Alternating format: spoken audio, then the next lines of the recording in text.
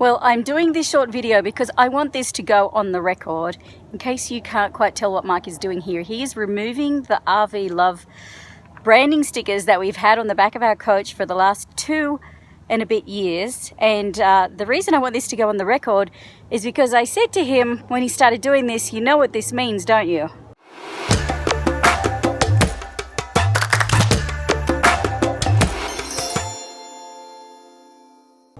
And he said, yes, this is painting the bedroom.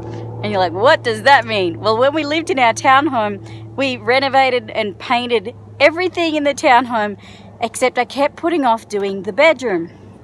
Because I think I knew on some deep unconscious level that painting the bedroom would mean that everything was finished in the townhome, there was nothing else left to be done, and then we'd end up selling it.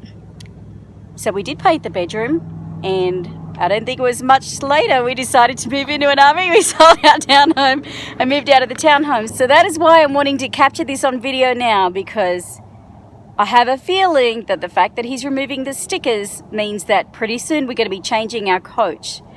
So we shall see if that transpires. What have you got to say about that, hon? Paint in the bedroom. Oh God, I'm a bit nervous and excited. Hold on to your hats. I think we're going to change coach. We have been talking about it. We have been thinking about it for quite a bit of time this year. We've been putting a lot of energy and attention toward what we want. It's taking a while because there are a few different ways we can go. We're just not quite sure which way to go. So we've got a few options and a few ideas that we have been actively looking and shopping and seeing what's out there and what the prices are and, you know, what the payments would be. So yeah, we've just been putting it off because we love our coach. Our coach is awesome. The floor plan is great. It's been really reliable. It's just, it works really well for us. So that's part of the, I guess, nervousness of letting it go, is that we've got it so dialed in that we know it inside out. Even if things need to get fixed on it, it's really nothing major or too expensive. So the idea of changing our Rocky to another coach is a little scary because, well, it's change and we love our coach. She has been awesome for the last 3.5 years that we've had her, and we call our coach a her. And there are some things that we love about the idea of getting another coach, and there are some things that we're not sure about getting another coach. And of course, the cost associated with it is a big one. But I guess we'll know the right one when we see it. If one comes along that it just really seems to be the right fit for us, then I guess we'll pull the trigger and then find a buyer for Rocky, or vice versa. Maybe someone will want to buy Rocky first, and then we'll go and get another coach. But oh boy. There we go. Marc's been wanting to take these stickers off for quite some time, and I've been opposed.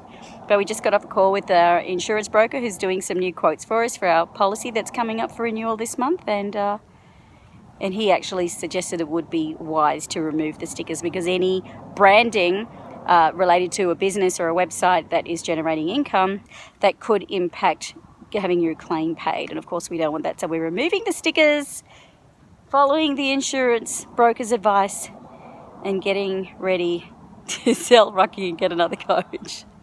Ah! Nervous and excited. We are about to start restoring. Is it restoring or restoring? Reverse transforming.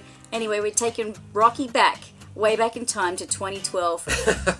It's like going back to the future, back to the past, whatever, taking Rocky back to what she looked like when she rolled off the factory floor in Tiffany Red Bay back in 2012. And the reason for that is because we're selling our beloved Rocky, and we believe that the new buyers are going to want it back to be original.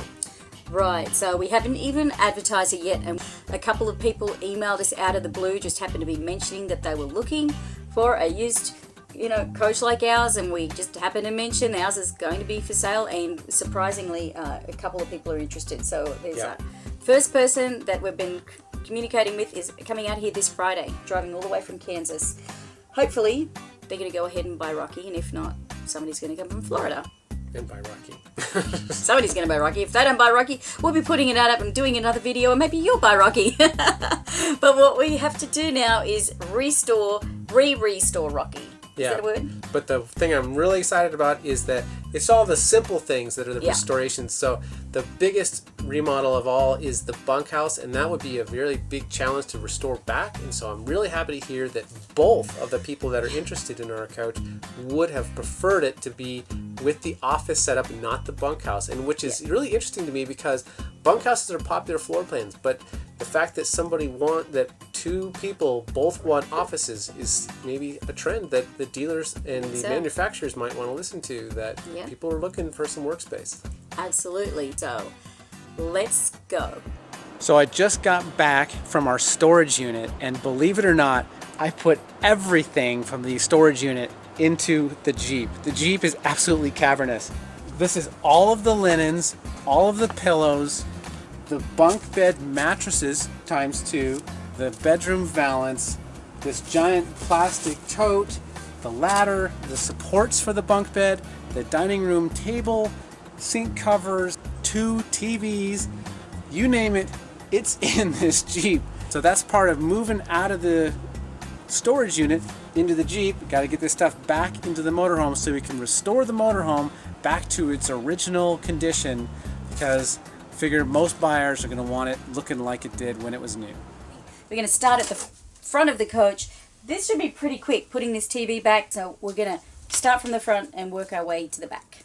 That's kind of the way I like to do projects, is doing the smaller one first kind of makes you feel like you've achieved something, right? So I feel like you're making progress. this one will be easy. Handy little trick: when you think you're going to restore something back to the way it was, put the screws into a Ziploc bag and label it what it is, and then tape that bag to the item that they're going to be used in. Good idea. Got the really difficult job, like I'm going to put the pillows. Yeah, Julie's MO.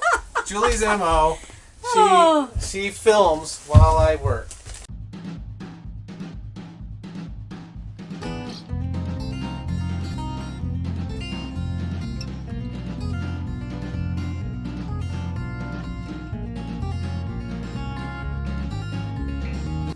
Alright, we did run into one snag. As much as we thought we were being really diligent about where we were labeling everything and keeping all the parts, there's apparently some missing part here, because these brackets need to lock into something on the wall, and I'm not finding them, so we may have to go to a store and find something that this will work with. Time to dismantle our lovely bedroom.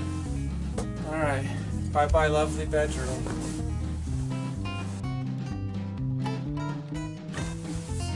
It's back to brown and beige. This is gonna be a little bit longer than I thought. I was first thinking that it's just the valance, but then I remembered that the shades are screwed into the valance. Oh, that's right. The MCD shades, which we love. Definitely love our MCD shades, our day and night shades.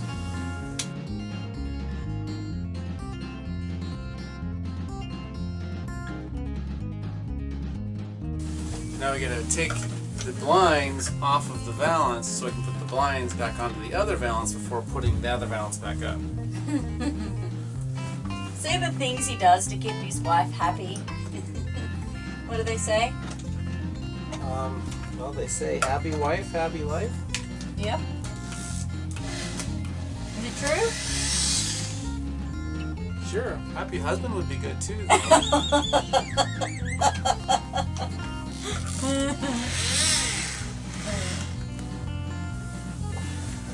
Alright.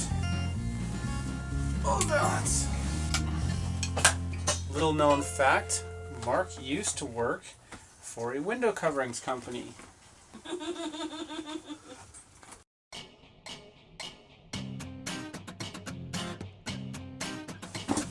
Window cover back.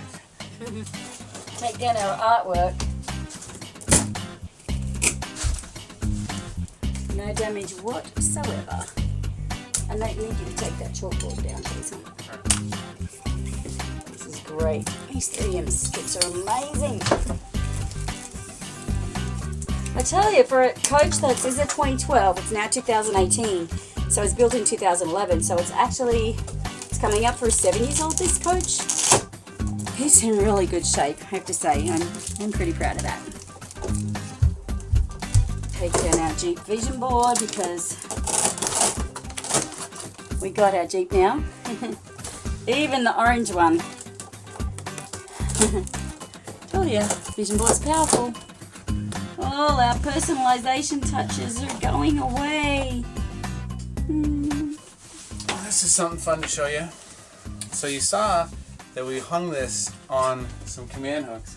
We did a multiple to disperse the weight. When we originally put the artwork on there, we actually were putting it over the TV. And to do that, we had a creative solution by having these elastic bands on the back that we had felt that would go on against the TV, and then we had these bands that you put these three on one side of the TV, you slid it on there, and that was holding it on, and then another one on the other side, and that was actually holding it onto the TV pretty decent, but we ended up deciding it was far better just to remove the TV in the end, because you'll see why in a minute. A little Ziploc bag. RV bedroom TV bolts for the TV bracket. These are big bolts, they're big lags. Because they screw deep into the wall and they need to hold a fairly heavy TV when you're hitting big bumps on the very tail end of the coach. Because if you remember when you're growing up riding in the back of the school bus, the further back behind that rear axle, the more exciting the ride was when you're a little kid. Well, that's the more exciting the ride is for the TV on the back wall. So got to put some big screws in that one. This bracket alone is super heavy. If I remember right, this is over 20 pounds, just this darn bracket. We decided to offload the TVs and the brackets because when we were first started RVing, we had a lot of weight on board, and we wanted to make sure we got plenty of weight off so we could comfortably carry our bikes, because we'd much rather carry our bikes than these TVs. And because we've been conscious about our weight from the beginning. I'm just gonna wipe their dust off the back. Julie's been so helpful tonight. I don't know what you would have done without me, really.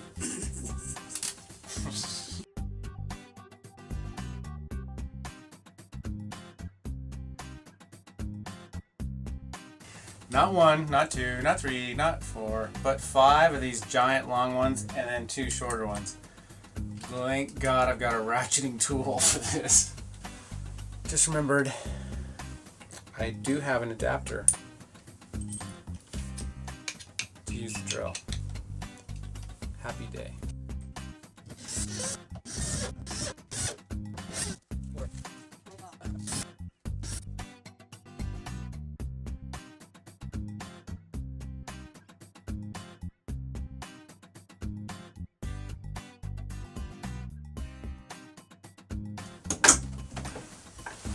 Locks against the wall. I'm glad I labeled all these. Yeah. Because some of them don't make sense. Like you'd think you'd plug, you know, the white to the white, the red to the red, but there's one in particular that I had labeled that it's green and white that connects to a black and red. So luckily I had labeled that really well. See, and even this one labeled not connected to anything. So there you go. Alright, so now I'm going to restore the dinette area back to how it was originally. As you might have remembered the other night when I was trying to do this, I was missing a bracket. I was able to get a new bracket from Camping World. Unfortunately, I had to buy this entire kit to be able to get the bracket. I only needed 2 of these little pieces, but I had to order a whole bracket. But I guess that just means we'll have some extra parts. And this should be a pretty easy reinstallation of the dinette. Here we go. Say goodbye to the fancy bright colors.